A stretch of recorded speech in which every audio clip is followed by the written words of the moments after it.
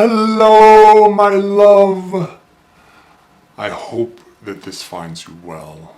I hope that you have a moment to visit. I hope that you have a moment to visit many people. I hope that you consider reaching out to a friend today, perhaps. Not do it. Just consider it. I'm thinking about you as always. I was thinking also about perspective and disabilities. And this goes back to the point that nothing is anything but by comparison. But when I think about disabilities, I think about how much it is a point of comparison. And as a thought exercise, if you will, you could imagine a society, a world where people have 3 arms. And that's the status quo. You have 3 arms. You are able to do things with 3 arms. And in that world, someone who only has 2 arms could be viewed as disabled because they do not have what the others have. They are not able to do what the others do. And so in that world, if we lived in that world, all of us who do not feel disabled with our 2 arms would all of a sudden be perceived as or treated as disabled. Again, it's a matter of perception.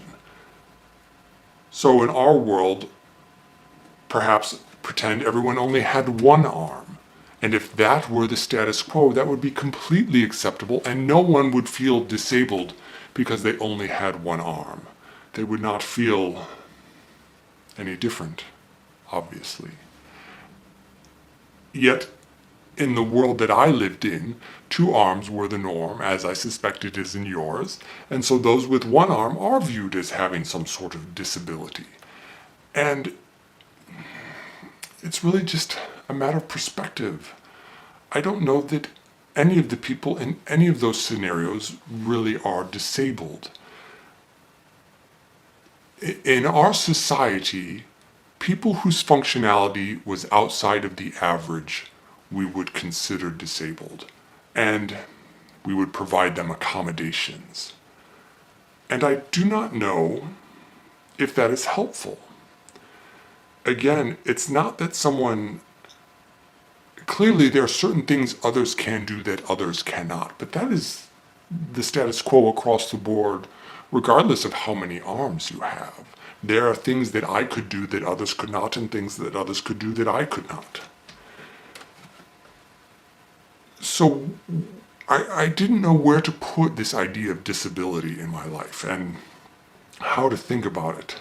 And I was not sure that we should provide the accommodations that we do all the time.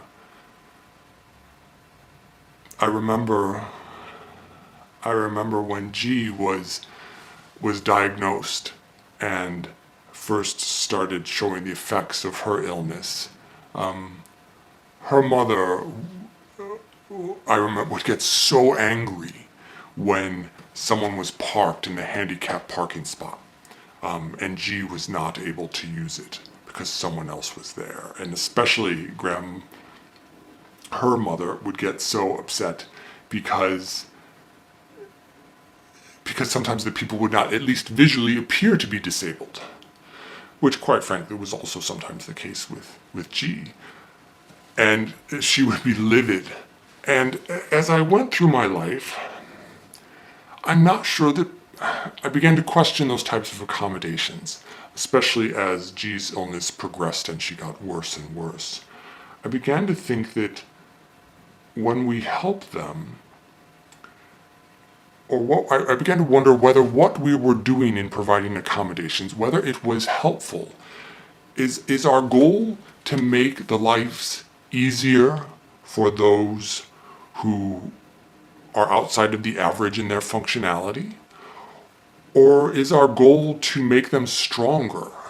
Because I felt, and this had to do with the particularities of G's illness, but that by constantly providing her with accommodations, it actually was, in a certain sense, for lack of a better word, crippling.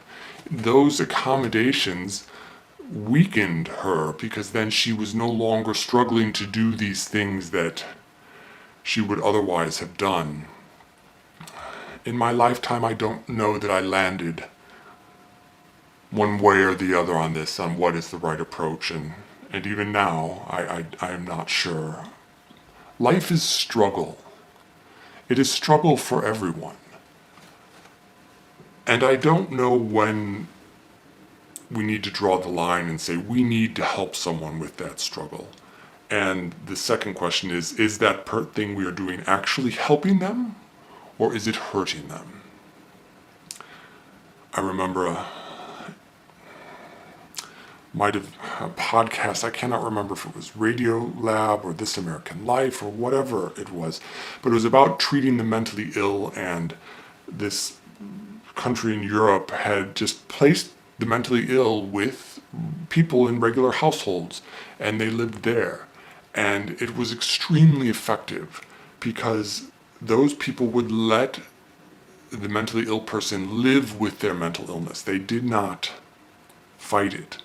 Whereas if the mentally ill person lives with a family member, it became much more difficult, because as family members we perhaps love too much and try too hard, and it is not helpful.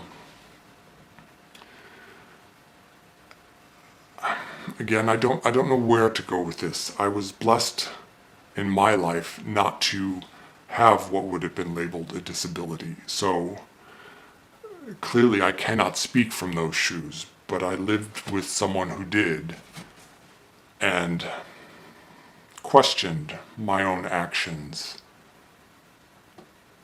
and what really was helpful. I don't know that I have a clear answer on this. I do know, however, that it is a point of comparison, and that if we all lived in a world with one arm, no one would think someone with one arm was disabled.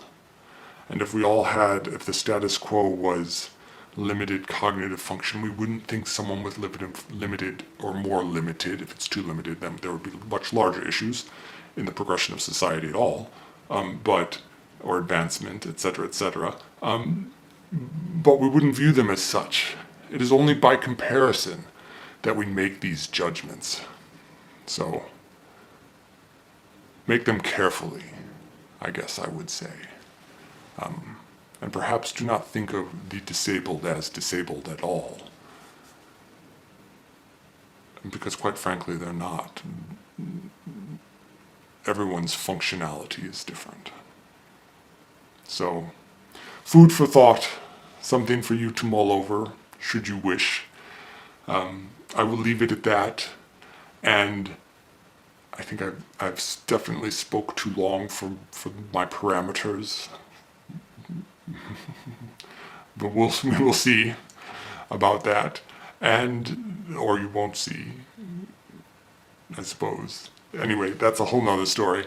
I love you, I hope you are well, and I hope you go forth with goodness and kindness, and that it comes to you as much as you give it out, if not more.